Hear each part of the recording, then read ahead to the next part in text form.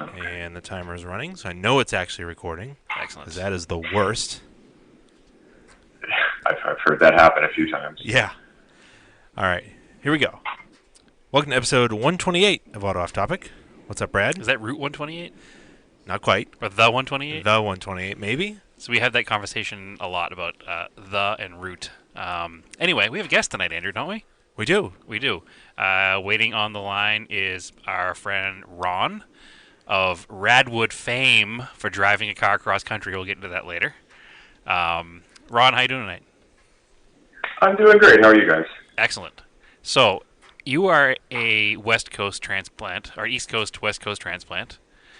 I am. How long did it take you to get used to calling roads by the and then the number versus just calling it Route 95 or 95? Out there, you say, we're going to take a drive on the 40 or the 10. Interesting. Yeah, I was a pretty early adopter.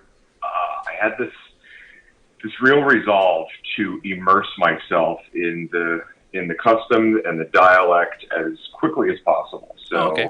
where I know a lot of people, including my own parents, resist and just go with what they've always known, I tended to make an effort to get right to that, so that I didn't appear to be the new person or the weird person. Okay, Because I have that's funny because we've been quirks and social phobias, and I don't like to draw attention to myself. I got you. Strange. I get you. Which is strange, knowing that I know you from driving old cars, which is certainly a way to draw attention to yourself. Anyway, Sure. that's unimportant to the rest of the conversation. I just thought it was interesting because I've had that conversation a lot recently because I've been doing a lot of East Coast, West Coast travel, and the whole the 95 isn't something we would say here in Massachusetts. I don't even say I-95. I just say Just 95. say 95. You know what you're talking Yeah, about. 93, Yeah. 95. Anyway, Yeah. so Interestingly enough, I can switch back and forth seamlessly. So when I am on the East Coast, I can revert because those routes don't make sense to me and they don't sound right to me with the part, but it makes perfect sense here. So I think it's a giant mental game. Yeah. I got lucky on that one. Yeah, I think it's a giant mental game. Anyway, so Ron, Yes. thank you for joining us tonight. Thanks for having me. I met you a few months ago through cars. Obviously, that's why you're here. Yep. You drove an interesting vehicle to us as a podcast and a lot of our listeners. Should we start where we first spotted the car? Sure, go ahead. At Radwood, Philly? Oh, of course. Yeah, we saw the car before we knew you. So we saw the Yes. car in October. So there was a gold-colored. Actually, the true color is Palermo gray, if I'm not mistaken. Correct? Palermo gray. Right, Yes. which is more of a champagne than a gray. It is not gray. Yeah, it's some lights. It's kind of gray, but usually it's kind of a. It's very similar to Andrew's Talon, actually. Or like the color name of my wife's crosstrek, which is cool khaki gray, and it's like It's blue. Robin's it's like egg Robin's blue. egg blue. Yeah. Yes. Anyway, so we spotted your car, and we were totally into it, even though it had a couple of questionable interior additions that we could see as we went through it. There was some additions. Yes. Yep. I don't want to get too deep into the weeds on the car yet because we're not quite there. But Ron owns a 88. Yes. Okay, so an 88 Mitsubishi Starion. Please don't call it a Conquest. Please don't call it a Conquest. Right, it's not a Conquest. It's It's a true It's a Japanese. Mitsubishi. It's a Japanese Trans Am. Yes, as you call it affectionately, the JTA. Oh, Yes. I never Yes. heard that. Okay, Yeah, I that like makes sense. Yeah. Okay, so before we get into that, what in your life, Ron, drew you to cars in the first place? Oh, since birth. It's good. never ending. One of us. Yes. Father influence. Yeah. Driving on the lap at an early age, riding in the backward back seat because I'm an old person, and we had those back when I was a child. That's okay. We did too, so we're also. Hello, fellow old. Not quite this vintage, but I appreciate it. Yeah, a few years off. Learning manual at 12, 13 years old in a parking lot, all those things. And then early, not as an adult the way you guys are into it, but sure as a child, the die-cast stuff, the models, the building models, the magazines, the posters.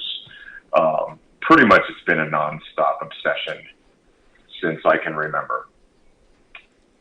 So what was the vehicle that you learned to drive at 13 with a standard? That would have been a 1980 Datsun 310GX. Killer.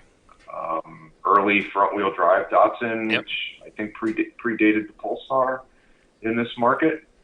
Kind of a quirky little thing when Datsun first went front-wheel drive. It was a little bigger than a 210, but Yes, just a little bit. I think it was previously in rear drive form. It was an F10, if I'm not mistaken. yeah, which had the weird ultra-large headlight bezels.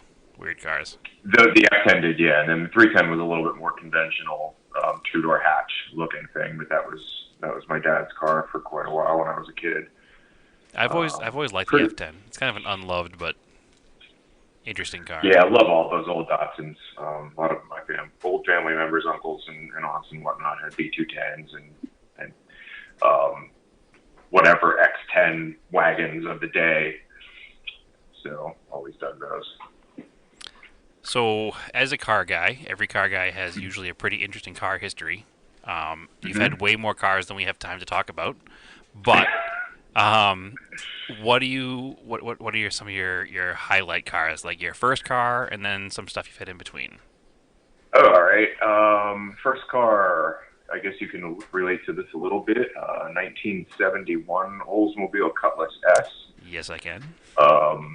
Typical mid-'80s high school parking lot looking disaster of the time. But to me, that probably 200 horsepower was quite a bit with questionable brakes and suspension. It's kind of like a wooden roller coaster. It's exciting even if it's slow. Yeah, any first car is exciting even if it's slow. It could be a golf cart in your first car. For sure. Yeah, four-wheel drum brakes, not all of them ever working at all at one time. It provides a lot of entertainment, but it makes you a better driver after all. Oh, 100%. Burning on the garbage. Yeah, well, I also had Cutlass for a first car, but mine was, if yours was 200 horsepower, mine was like 73. It was pretty terrible. Well, and that's probably a net figure, and it's probably being very generous, especially with the abuse and miles that it had on it by the mid to late 80s. But when you're in your first car, it feels like it's 1,000 horsepower, no matter how little it is anyway. So, at least it had glass packs, and that adds easily 50 horsepower. Yeah. Yes, at least it was pretty small. Alone. Yeah, it was definitely. It was, but it was low compression. So it was the first year of the low compression GM. So, and the infamous 350 rocket with a 2-barrel. I had two less cylinders and the same amount of barrels on my Cutlass. So, and living in the Northeast, a lot of times I'd have to open the hood in the morning and stuff a screwdriver down the carburetor in order to keep the car running. Oh, for sure. So yeah, it was an early learning experience to the carburetor, which Andrew here never had. So that's why he doesn't get him like I do. Because he was lucky. He doesn't get the carb life. He doesn't get the carb life. He was lucky enough to have a fuel injected car for his first car, but equal horsepower to mine probably with that Volvo, but it was fuel injected. So, but that's cool. So that got you through high school. Yeah. Then I kind of started this almost lifelong back and forth thing between sort of traditional domestic rear drive cars and then to mostly Japanese compact, also rear drive cars, which is a pretty weird combination. The next probably car of any interest was what started the long Toyota love, which was a 1976 Celica GT back. Did terrible things to that car, and it's one of the ones I wish I still had. No one knew that they would be someday so valuable and rare. Well, I feel real bad about it. A 76 we can still get pretty reasonably. That's a big bumper, small horsepower. I haven't seen. I've seen a few notches, but I haven't seen a lift back in forever. And when they are, they're highly modified and very expensive. but maybe someday. Yeah, there's a few out there. When you're ready to look, we'll find one because I definitely know of a few. But some not Northeast cars too. So there's definitely a few out there. Yeah, and these were all Northeast cars, so they all were on borrowed time as it was. Yeah, you can't feel well worn when they. You can't feel too bad about ruining a rusty car. No. So then yeah, bounced around a lot. 76 Firebird Formula. It was a big block 4-speed car. Didn't run very often. Then went to a Chevy Love pickup, better known as Isuzu Pup. Isuzu P-Up. Yeah. There's an apostrophe in there you can't forget. Yes. No. Early 70s Charger, and then I guess with other random ones that don't really matter too much, and that led me to my 87 MR2, which I purchased in 1990 because I'm pretty old, which I still have today. Yep. And that's probably been the most significant one over time, I'd say, and that's what kind of led me into the internet car culture into the 90s and the mailing lists and the message forums, and sort of brought that aspect of car culture into my life. So I do thank that car for that. Yeah, you got to wonder though if was it that car that did that or just the era? Because no matter what kind of car you had as a car enthusiast in the mid 90s, that's kind of when that would have happened. I think it was probably a combination of both. The internet was new to me, so of course you just went and started searching for what you had, and so it was probably just that it was a bit of a quirky, oddball car. So I think that helped. Yep. Form some bonds, some friends that I still have today. Whereas later on, when I bought my Mustang and went down those same roads, I do have friends and relationships through those channels as well. But just a little bit different in a more conventional genre. Yeah, and I guess I can kind of go along with that because I'm a couple years younger than you, but I have had my Camaro since I was 8 years old. So I've had it since the 80s, and I've never had any kind of online internet membership to any real muscle car, Camaro, American car kind of things. It's always been more towards the Japanese stuff. Maybe it's just the community is different as a whole, I think. Yeah, I think when you're kind of a bit of an outcast, you sort of embrace any relationships that can come from that. When you're driving an oddball, eclectic car. Well, thankfully, Andrew and I always had each other to bounce ideas off of. Well, it's just so easy to find muscle car stuff here in the States. And there's nothing wrong with it. It's cool stuff, but we're into it. Just we aren't as into it. Yeah. And I think a lot of that's always been financial too, because it's always been expensive. As a young car enthusiast, I couldn't afford a Hemi Cuda. I couldn't afford a big block Chevelle, but I could afford a clapped out turbocharged Eagle Talon. Yeah. Muscle cars were cheap, but we were too young to drive at the time. Yep. And then they really started to hit big numbers. Started kind of in the 90s. Yeah, in the late 90s when we were really getting on our feet as far as having money to buy cars. Yeah. Clapped out muscle cars were going for huge money. Yeah. So everybody started watching auction results and being like, "Oh, that rusty Hulk in my backyard is worth $75,000. What did I know?" Yeah. Yeah, and then before you know it, the base models were climbing out of reach as well. So you couldn't even have an aspirational car that looks like that what you wanted. It was just out of reach. And now we're at a point that a high school kid today thinks a '78 4-door Buick Electra is a muscle car. So yeah, we've gone way past where we should have. Sure. Well, maybe out of that we can save some Malaise era cars because they need love as well. That is our job. We have to love the unloved. We have to have a loved car like an MR2, and then a collection of crap that nobody wants, except for us. Although, by the way, at the Starion, we did just see that low mile one sell for like $15,000 on Bring a Trailer. So. Yeah. Okay. Yeah, that's the Bring a Trailer effect in full form for sure. Yep. Plus, I had low miles. It did, and that was I'm sure that had quite a bit to do with it, but it'll be interesting to see what that makes people think their cars are worth. Yeah. Well, the Starion community is notoriously, we'll call them frugal. That runs through the entire Mitsubishi range of cars. Yeah. Because they've always been inexpensive for so long that now when certain nice ones are popping up and people are asking real money for them, people are getting outraged. And it's like, well, what do you want? Yeah. Everybody wore out a bunch of these cars and threw them away, and now nice ones are hard to find, so they're going to cost more. Supply and demand. Yeah. Supply and demand. For sure. Hopefully someday I'll have a nice enough Starion to command some money, but in the meantime, I'll hold on to my crap. Speaking of which, I saw it must be an 88 Conquest in Beverly because it's purple. It's the same color purple. It's the same car as my car. Yep. Yeah, it's been parked there for probably a year now. Okay. Beverly, for those listening, is the next town over from Salem, here in Massachusetts. Actually, a police officer friend of mine called me about that car. Oh. Because I sent him a picture when I picked up my car in that he thought it was Durban that car? Maroon.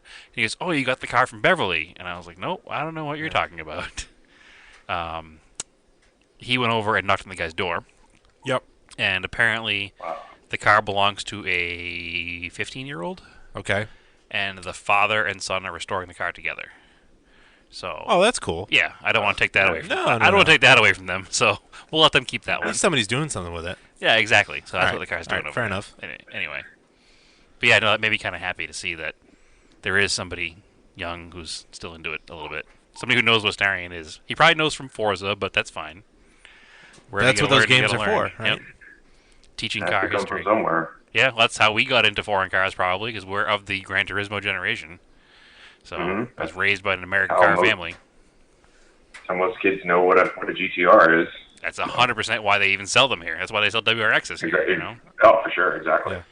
So you can beat that dead horse at the end of the day, but it is what it is. That's why I can't believe that Toyota pulled all their cars from video games. Doesn't make any sense. Well, that's just what they become. Yep, they become a company of Camrys and reap-skinned BMWs, but that's a whole other topic for a whole other day. So we're talking about getting into Malaise era and then cars that are affordable now. Yep. Does that bring us into the Radwood Starion? Do we want to go? I mean, yeah, I would say yes. So this is the car we talked about at the top of the show. Yep. And we've talked about it a few times because we love Starions, or I particularly love Starions.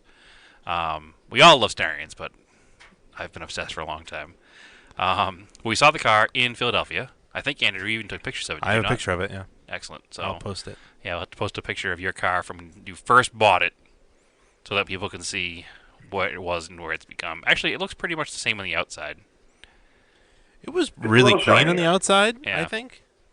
Yeah, the interior and under the hood has had some marked improvements. Okay. I didn't see under the hood, so I don't know. Yeah, it was closed for a reason. Been there. Well, and freshly bought, the car had been sitting for quite a long time.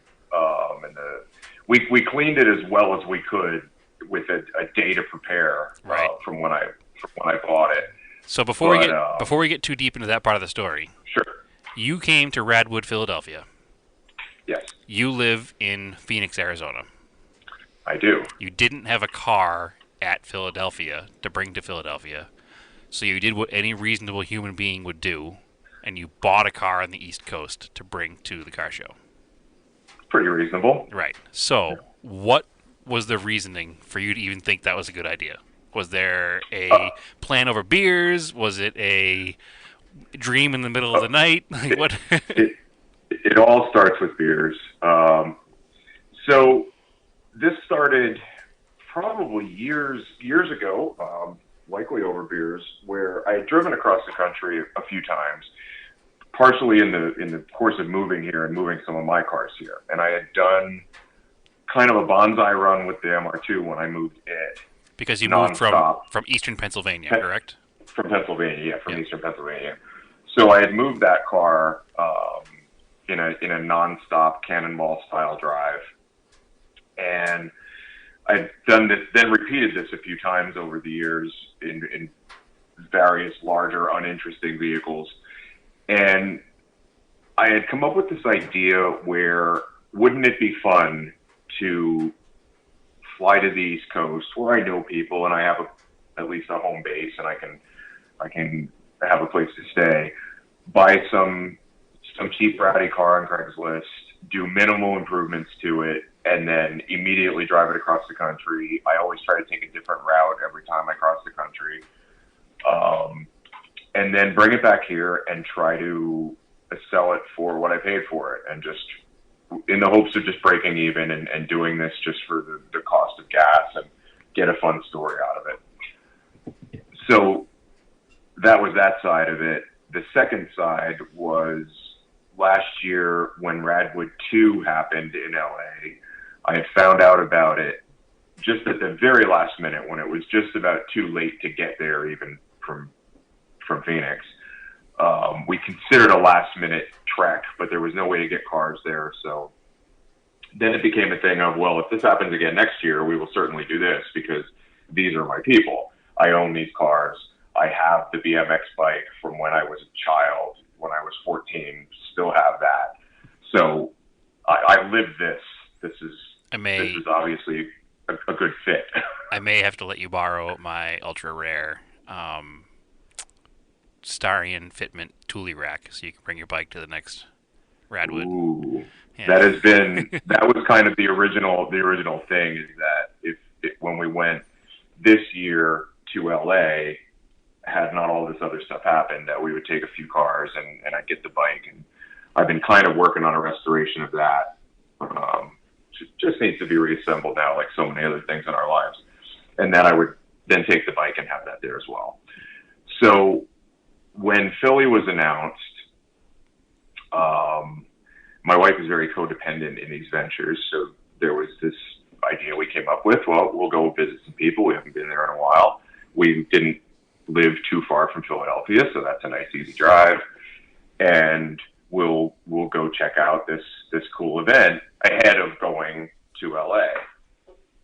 And that quickly snowballed into, well, hey, that thing that I wanted to do, how about if I just do it with an older car? And hey, there's a Daytona for sale on Craigslist, and it's cheap, and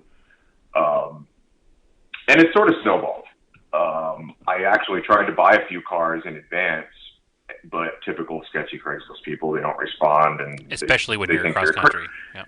Especially then, yeah, they think you're a crazy person, even when you're like, look, your car's $500, and it's been for sale for a while, so this is probably your best lead, and This is what I'm going to do.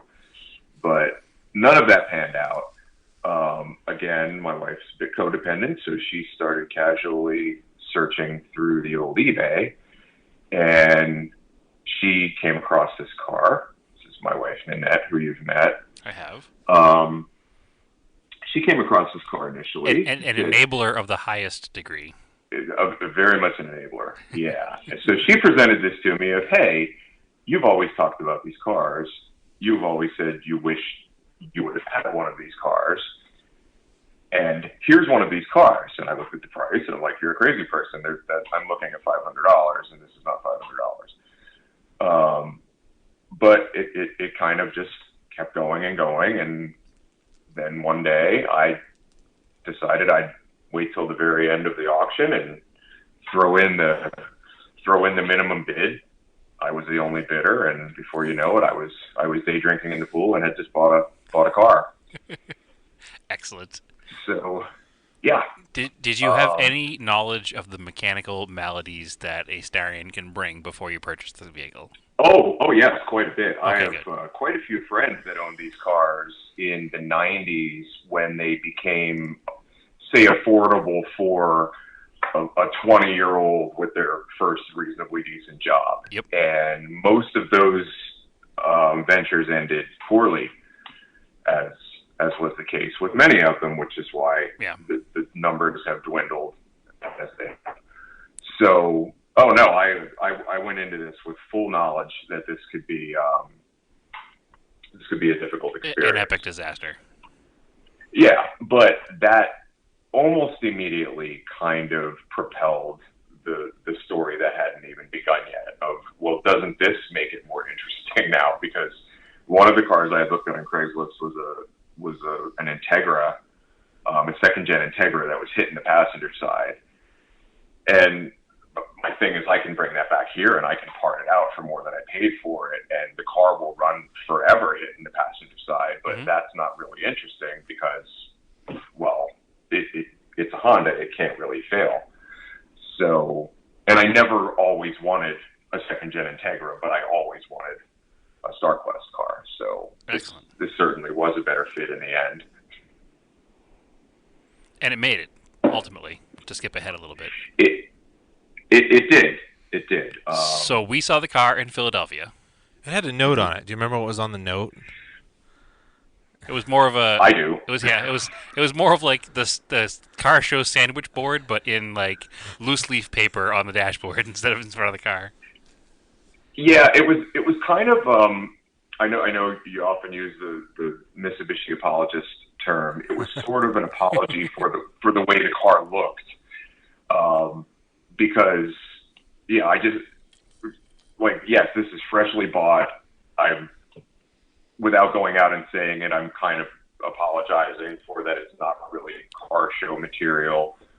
So it just was mainly a quick recap of what I was doing, so that somebody can walk up to it and say, "Why is this ratty thing?" But you hadn't been to Radwood before either, so you don't know that the standard of restoration is not exactly an important. It's more about the car itself and the story behind the car. This is true. Yeah, for the regular area that's not royalty, like just show up with your 80s, 90s car and ready to have a good time, and nobody cares. Yeah, doesn't need to be special. It also served the purpose to cover many of the NASCAR-inspired gauges that had been screwed to the dash by the previous owner. Not all of them, but many of them. You hid them well. I try to hide them as well as I can. It would have been easier to hide them if they weren't in chrome buckets, but, we only get so much. I mean, I suppose I read the note, and then I was like, okay, all right, I get this guy.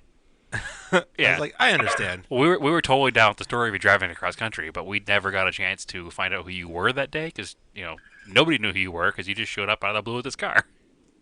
I did, and I didn't really spend any time at the car because the parking I got wasn't the super greatest, and once we arrived and were in the staging line is when I first discovered that the car didn't have the greatest oil pressure in the world when it was hot.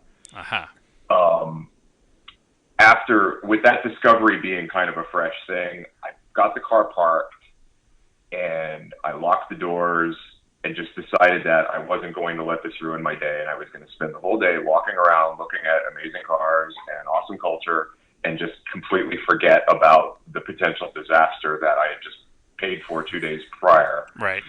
So I didn't really have much interaction with pretty much anybody because I didn't go back to the car until I went to leave. That's and fine. I said, I hope this thing stops. Yeah, you enjoyed yourself the way you wanted to, and that's the important part of any Radwood event. A lot of people don't stand near their cars at a Radwood. It's just the way it is. You just walk around and enjoy it. It's because not how you stand by your car, Andrew. Yep. It's how you walk around the car show. Mm-hmm. But it limited my interaction with people a little bit, whereas by contrast in LA, I talked to probably 100 people between the two cars, which was super cool to have those connections. Where again, I just wanted to not think about it, and if it was going to be an issue, I didn't want that to hamper the experience. Well, you were parked a couple of cars down from somebody who drove up, a couple hundred miles in a Renault Alliance. So you were definitely in the it might not make it home. Yeah. And a Citroen as well. Yeah, the weird Citroen like ambulance. Yeah. The joke was it was actually I think it was an 80s SM or something like that. That was 2 cars down for me, and when that car started at the end of the day, I was like, oh well, this is sure ironic now, isn't it? I mean, a DeLorean overheated. A DeLorean always overheats at one of these shows, so there's that. Yep. So once the show was over, how did you leave right away to go back to Arizona? I drove the car back. We were staying with a friend about 50 miles north, so I drove the car back up there, and that was kind of the thing of, well, we'll see how it does on the way back, and seemed okay. Contacted a buddy with the garage, and we changed the oil, put some 2050 in it, Mm. fixed a few things to try to get it roadworthy, and just figured, well, we'll see what happens. The backup plan was always a U-Haul and the smallest U-Haul I could rent in a car trailer or a tow dolly. So, we left them the following morning, Monday morning, and did the same deal as I'd done years before. Drove straight through. Buddy that I was staying with came with just to kind of, I guess, enjoy the self-deprecating experience with me. But the car defied us all, and it made it here pretty much no worse for wear. Yeah, and it was pretty much an uneventful trip as well, too. There was no scary moments or anything, huh? No, not really. The cruise control does not work, and that made it a little difficult. The car had a bunch of drivability issues, running super rich, so it really needed to be maintained at a very steady 3,000 RPM as much as possible, and that is basically what gave the best combination of oil pressure and the best drivability. So that was probably the biggest challenge, was to constantly be modulating the throttle under changing road conditions. Even a slight change of wind makes a difference that you normally don't realize. See, this is what I love about somebody like you or like me or like Andrew. Like, most people drive a car and they just pay attention to their speed. Mm-hmm. People, our general podcast listening base, I'm sure, is the same way. Like, we drive cars that I think Andrew has described in the past as like an acceptable level of disrepair. Yeah. So you have to, change your ways in order to keep them running. Like, I've learned how to keep my Raider running at a steady 65 without bogging down when it runs too rich or falling on its face. When, it's just a constant, perfect throttle pressure to not quite, require secondaries in the fuel injector in the carburetor. You make excuses for the car and the way you drive it. Exactly. You should have seen me dropping my car off in storage. I was like, all right, so when you start it, the choke sticks a little, so it's got to idle for like 5 minutes. But then, if you want to open the hood, you need two people because somebody has to push down on the hood while somebody pulls the release handle for the hood. When you shift the car to into drive, you have to go beyond drive into second and then back up into drive. So I was given this whole list of things, and the guy's sitting in the car laughing at me as he's parking it next to, a Ferrari 458. And he's just laughing at me, and I'm like, I know, it's probably fine. You're probably used to it. I feel so bad leaving this crap can here. I mean, if they're dealing with like old, like 30s and 20s cars, like there's a whole. They don't have anything that old. There's a whole like checklist of things to like start one of those things. Yeah, I that's what I love about older crappy cars. I love the personality they have and how they want to fight you all the time. Well, I don't know. I think if they're dealing with 90s Ferraris, your car is probably simpler and has less quirks. So I'm sure it does. But to me, as somebody who doesn't know the exotic side of car ownership, I only know the clapped out, rescued from a junkyard side of ownership. It's totally foreign concept to me to think of any of these cars needing anything other than a key. So how many? Well, I was sorry. I was going to ask, like, what was the mileage and how many hours is that from Philly to Arizona? 2,400 almost exactly, and I think time-wise it was just a little over 37, right around there. Pretty much just stopped for gas and oil and occasional food. And that's right around what I did with the MR2 in 2005. So I was pretty happy that I kept pace with the potentially troubled car. Yeah. Huh. So you got it back to Phoenix. Yes. You did some work to it. Yeah. Cleaned it up. Assessed. Yep. What did it require for the next planned trip, which was, of course, Radwood, LA? That was pretty much just assessing what I had bought, and removing the most of the gauges. The oil pressure one needs to stay for a while, but most of them are gone. That one was more about cosmetics because it is closer, so it wasn't that big of a deal to have the car perfect. it's pretty much just getting rid of a lot of the questionable modifications that the previous owner had done to it, undoing the yellow caliper paint and the poorly installed manual boost controller that wasn't connected right anyway, and just resulted in a bunch of vacuum lines not where they were supposed to be, or just completely disconnected, or some tied in knots. They were vacuum lines tied in knots? The vacuum lines tied in knots. That's good. Apparently that's a new way to... That's an acceptable East Coast modification, okay? Plug a vacuum line. I would at least use a screw. That's just me. Yeah, cut it short and screw it, cap it off. But all right, that's interesting. Yeah. So yeah, pretty much it was cosmetic. I spent a lot of time buffing the top surfaces of the car because, like I said, it had been stored and not inside. Trying to get some shine back out of it. Repainting the louvers and repolishing. The wheels had been polished at some point, not well, but basically too far gone to go back, and they couldn't be painted again, so needed to just continue to polish them. And that got it in pretty good visual condition, where I was pretty happy. The car has had some paint work over the years at multiple times in multiple places. None of it matches all that great, but it made it a pretty good 10-footer as far as a display situation goes. So I was pretty pleased with.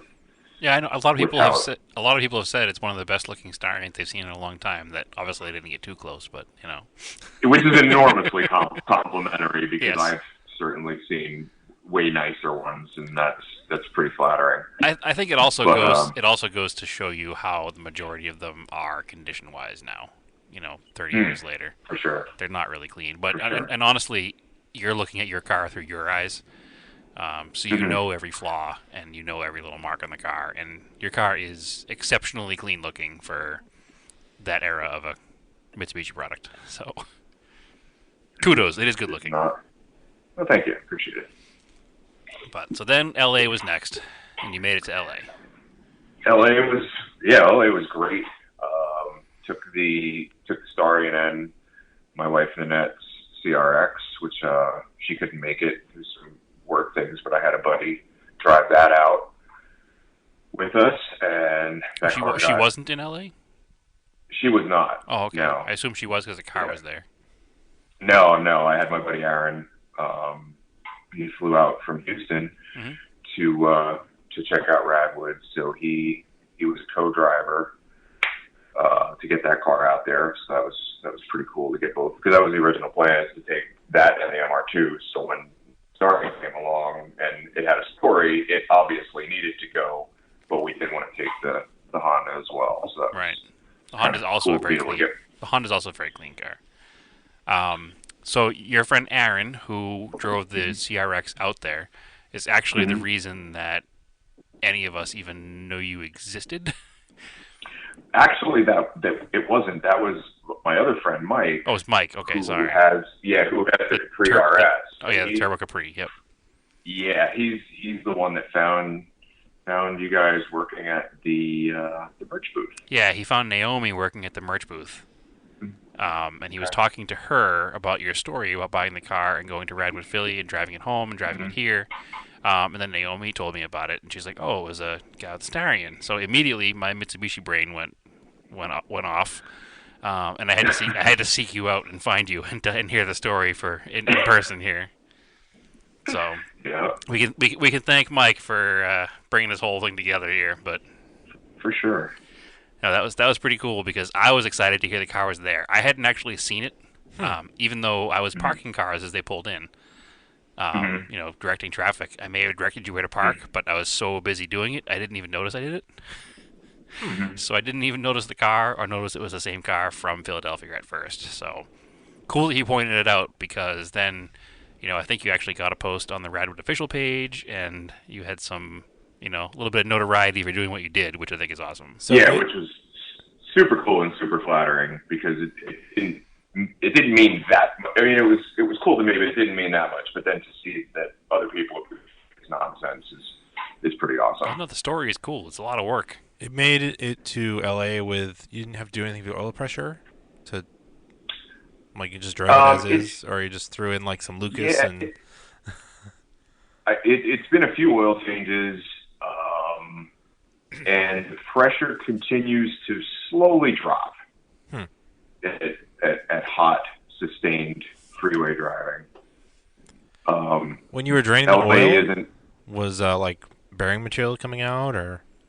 Didn't appear to be. The oil looks terrible, even when it's fairly new, and it thins really fast, but it doesn't smell like fuel. Yeah.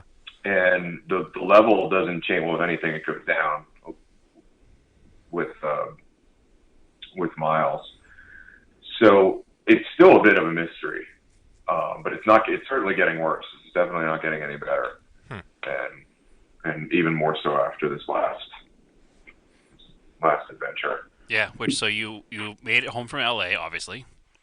Mm-hmm. Did some more work on cleaning the car up. Did some minor repairs. More fixing stuff. Yeah. Yep. And then, which I'm interested. Before we get too far, I did see you repaired the rear axles.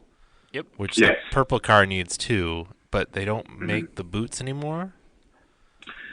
I use the Rock Auto numbers for the outers, and the Beck Hartley numbers they have listed for the outers worked, and they fit really good. I had read some stuff here and there online that none of them existed, but sure enough, Rock Auto had a part number for the outers, so I went with that. They seem to show sort of a generic one for the inners, and I didn't try those. Instead, I used a number that I had found on one of the forums that is from I think a 90s Acura outer. And supposedly somebody spent a lot of time cross-referencing it to come up with some alternatives. Those, they could fit a little bit better. The small end is a little too tight, the big end is a little too loose. But at the end of the day, they clamped on pretty nice, and now it's had over 2,000 miles, and they're dry, so I'll call that a I was actually given a number after I mentioned that quickly on one of our other podcasts, and somebody messaged me with a part number for a Montero front axle, Montero Sport, I think, front axle. That makes sense. That has a part number that works on the inners on the rears of a Conquest. That makes sense. Starion. Okay. And at least with the way, because it's, obviously it's the rear axle, so those boots aren't going to have to turn. They just go up and down with suspension. Yeah, they have a much easier life than a front-wheel drive outer. Yeah, exactly. So that's good to know. So we'll have to do those to Brad's car. Oh yeah, it's definitely in the plans. Yep. Once I get the engine sorted out, which I want to do this weekend if you're around, by the way. All right, cool. So after that, a little challenging. Oh, sorry. Yeah, so after you did all that, you did some other stuff to the car, and then you decided to drive to Texas, which is pretty cool. Yeah, glutton for punishment, I guess. They announced another Radwood that I seem to think technically was within range. And once again, it started out as, well, we should take the CRX to this because it doesn't get a whole lot of use, and it's a Honda, and it's super reliable, so this would be easy. But somewhere through that conversation, then that little thing comes up of, well, wouldn't it be cool? And next thing you know, I'm prepping this possibly broken car to do this once again and put on another 2,000 miles. But here we are, and we're a bunch of oil pressure later. But other than that, the car's still just ticking along. So yeah, I was pretty stoked when you said you were going to be bringing the car to Austin, Texas, because I was also planning on driving an old Mitsubishi to Austin, Texas. I think. All right, maybe Ron's car is the only car that's been to 3 different ones. Maybe we'd have to check with the. I'll have to check with the Radwood guys, but it might possibly be. Yeah. There were a few cars that have been coast to coast. There's a Cadillac. Yep. The Cadillac was the other like coastal. Yeah. Yeah. We took my Galant to Atlanta. There were a few cars that were at Atlanta that were at the Texas show. Okay. There were a bunch of Mercedes that were there. Yeah. There's a guy I know who has driven from. He drove to the Atlanta show. He drove to the Philadelphia show, and he drove to the Austin show, but not in the same car each time. Okay. I like this game though. I like that people are actually driving to these shows. No, it's awesome. Yeah.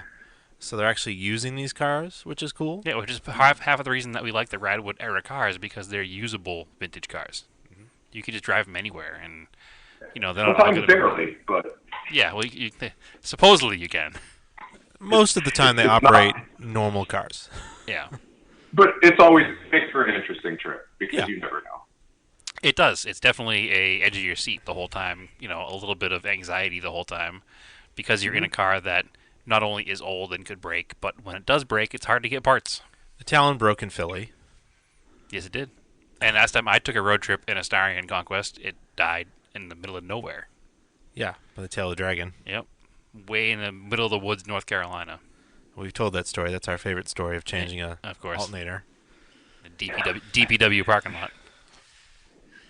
After having it rebuilt by a backwoods. With your buddy that rebuilt it.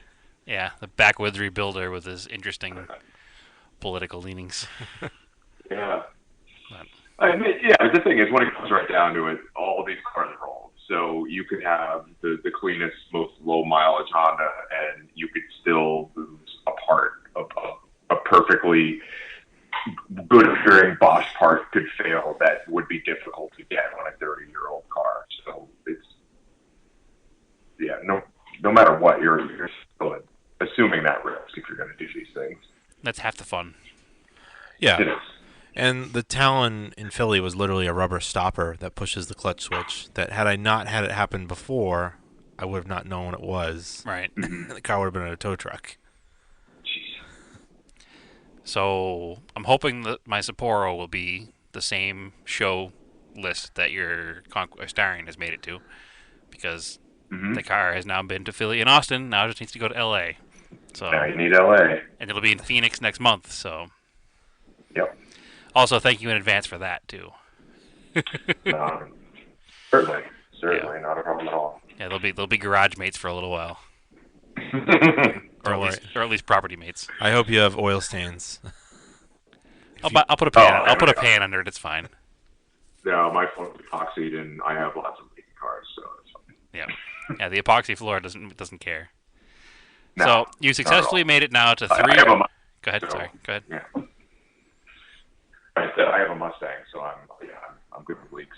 Good, excellent. The American cars that always leak. Exactly. So you've made it to 3 Radwood events now with the vehicle. Mm-hmm. What is the next plan for that car? Are you going to rebuild the engine that's in it to get rid of the oil pressure issue? There's the big question. So, in the short term, what I want to do before making any drastic decisions, because I've done this in the past, and I've gone down rabbit holes, and I've had cars off the road for way too long.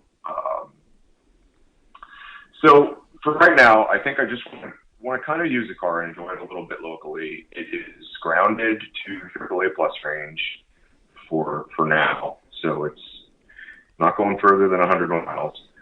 Got to do a few cars and coffee type things, and the oil pressure doesn't become significantly low until the car is sustained heat and high RPM freeway type driving. So it's good for half hour to an hour, little jaunts here and there. And then the longer term goal is to figure some plan out moving forward, have the thing back together and sorted in time for LA again in December. So the two options currently on the table seem to be either sticking with this engine, because overall it seems like it's fairly sound. In spite of the oil pressure issue, there's no knocks, there's the typical valve train noise that most of them have. But other than that, it's a strong engine, runs fairly well. Or then there's always the temptation of the 1J swap. Ooh. So those seem to be the two possibilities. Had during any of these little adventures, this car failed miserably or went down in flames, it would likely be the swap. It's there's something about the car's persistence to not die that keeps the option still open to do the report. So it's that little forklift engine. Yeah. Just keeps going. Yeah, little tractor engine just won't stop running. No, go ahead. The interesting side note to that is after bringing it back from Philly, one of the things I discovered is that the shaft play on the turbo is so ridiculous that the shaft moves in and out and up and down. Ooh. The compressor wheel is chewed up. It looks like some solid item went through it at some point. Yeah. Yet which is probably part of the cause for the oil loss, because I'm sure the seal is not in great shape at this point. But it works fantastic. It boosts great. The car makes great power. It's shocking that it runs as well as it does for as sketchy as some of the stuff is in there. So that, I think, is causing this sympathetic reaction of, oh, but it runs so well, I can't just throw it away. So it doesn't blow any smoke, but it consumes oil, has low pressure. That's so strange. Yeah, hard acceleration, it puffs a little bit. Okay. When it boosts. And again, with that much end play on the shaft, I'm not surprised that there's some oil loss through the seal. Yeah, there's probably there's probably a huge constriction inside some of the intake piping there. The intercooler piping probably full of oil. Probably. Yep. Your factory front mount is probably 4 quarts deep right now. It's like my Montero, the engine tick. Yeah. It just ticks and ticks. Mm-hmm. I put like almost 10,000 miles on it. Still ticking away. So I'm like, do I bother taking it out yet? Like, just leave it. Yeah. Prepare yourself for the big project in the future and just drive it till it doesn't drive anymore. Yeah. So. Yeah, I'm at the point now where it's under 30 pounds at freeway speeds. Ooh. Yeah, it's a very low number. Yeah, when we brought it across the country, it was cold starting at around 80, and then at idle it would be down to about 20 when it was hot, but it would still make between 45 and 50 on sustained 3,000, 3,100 RPM. And for each of these trips, it's you can kind of almost count on it to lose 1-2 psi every couple hundred miles, and they're not coming back. So I think we've reached the point where the decision is going to need to be made. Well, I'm excited to see that car's future, because I think you're at a point now where you've decided that it's not going to be the car that you drive cheap and put together and sell for the same amount of money you bought it for, because you've kind of fallen in love with the car. Yeah, they have a habit of not leaving, which is why I have to stack them in the garage now, because they come and they don't go. So right. I think it's a keeper. I think it's a keeper too, because I like the car a lot, and I want to see it around for a while. I've seen a number of 1JCs swapped ones. It's common. Yeah. It's common. Mm-hmm. My personal preference is for him to 4G swap it if he's going to swap it, but he doesn't want to hear that. So. Well, 1G's already set up for real drive. It's like, I'm okay with it. I'm not okay with it. Yeah. Well, I already have one car with a standalone, and it's annoying. So I would really like to keep something that could just run a factory ECU and start as if it was the car that it doesn't even know that it's not in the car it came out of, and just be a type of thing. But maybe that isn't as much fun as or maybe it is. That's where it's at now. Maybe that would make it too reliable, and it wouldn't be as interesting. I think no matter what now, the story behind the car is almost more interesting than anything you can do with it.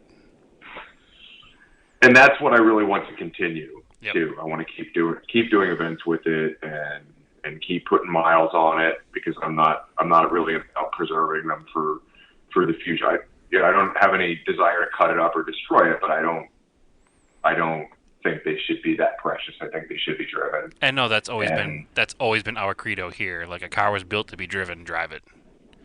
Mm-hmm. Yeah, don't. And when I saw the odometer tick over 90,000, on the way right before Austin. I kind of cringed a little bit, but then the second thought is, well, that's what I bought it to do. I didn't buy it to sit in the garage next to the Mustang that never drives. So right. Yeah. What is the saying? What are you keeping it for the next guy? Like, yeah, exactly. Yeah, for sure.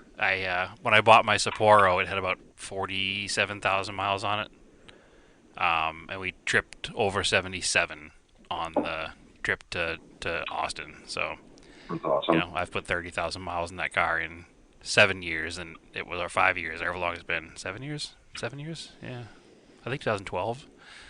And I put 30,000 miles on in 7 years, and it had 40,000 miles in its first 30. So it is what so it is. Cool. Yep. Well, if I keep doing these ridiculous highway runs, I can actually use the cliche that they truly are highway miles. All highway miles. Yeah. I know what I got. All highway miles. Exactly. But anyway, awesome. The car is awesome. I hope to see it around. It's a cool addition to our little group of Mitsubishis here.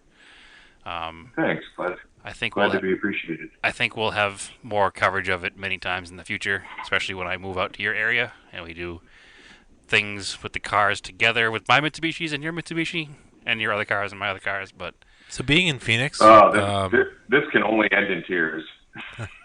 Oh, hey, at least we had fun on the way there. Being in Phoenix, I have AAA, so it's fine. Being in Phoenix, does the car have AC or does it work? Or it seems to work. One of the vacuum lines that had been disconnected was to the climate control, and which also feeds cruise control. And I was hoping I could fix both at the same time, but that hasn't happened yet.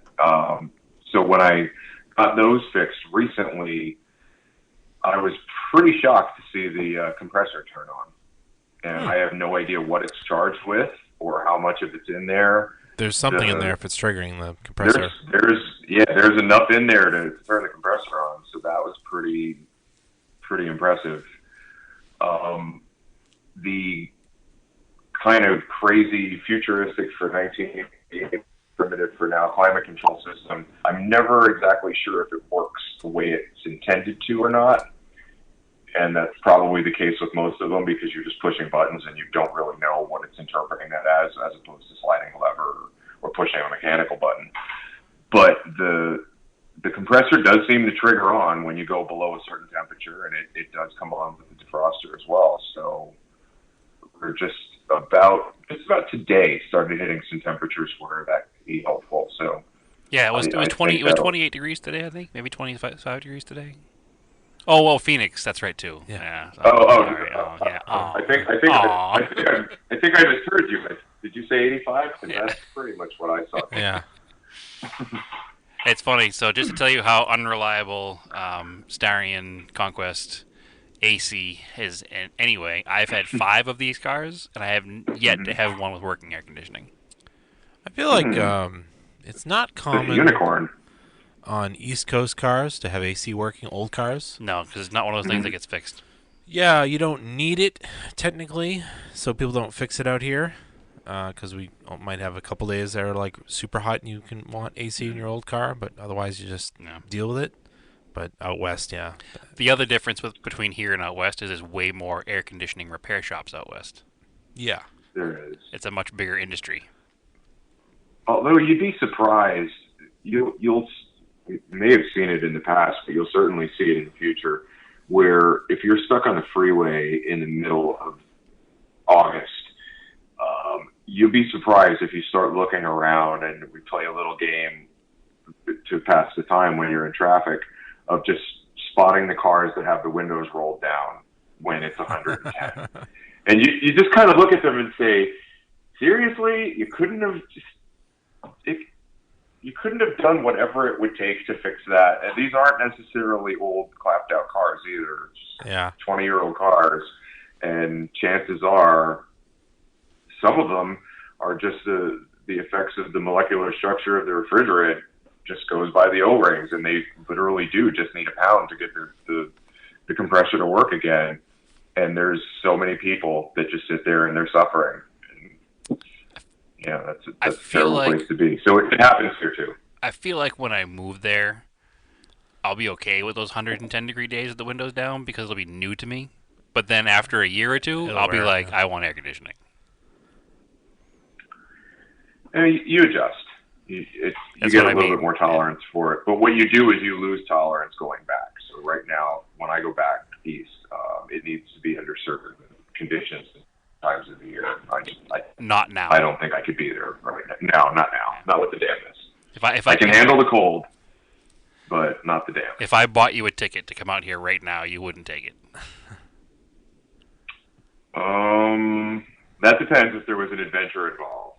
Oh, okay. I haven't come up with an adventure, so... Maybe if I was driving an interesting car back. I do have like 4 or 5 cars that need to go back, so you're welcome to come out. That is a problem you have. We have talked about that in the future, but we'll get to that at a later date as well. So let's get the first one moved first. Yeah, well, it's almost there. A couple more weeks. Anyway, thanks for coming on, Ron. It's been awesome to have you. Thanks for having me. I'm super excited to have another Mitsubishi in the fold.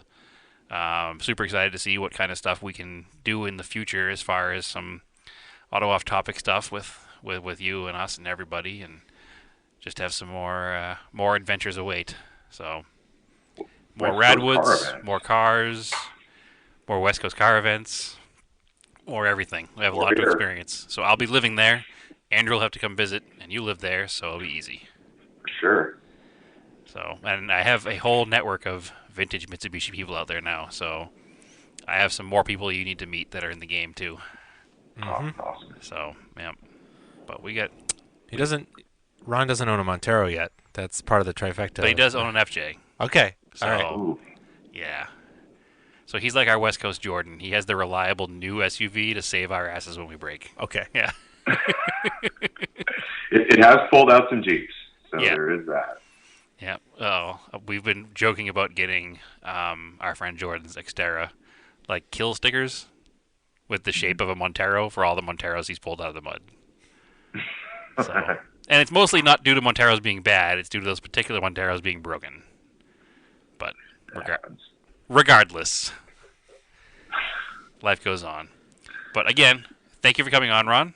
I think we're going to do our closing right now. Yeah. And hang on there for 1 second. If you've got any social media, if you want people to follow you on Instagram, feel free to plug that. Oh, if anybody would like to, it's just Ron LP, RONLP on IG. All right. And as always, you can follow Auto Off Topic on Instagram, Auto Off Topic Podcast on Facebook. Follow me, Race and Anger on Instagram. Brad, where can they find you? TSISS350. All right. Keep cars analog and aim for the roses. And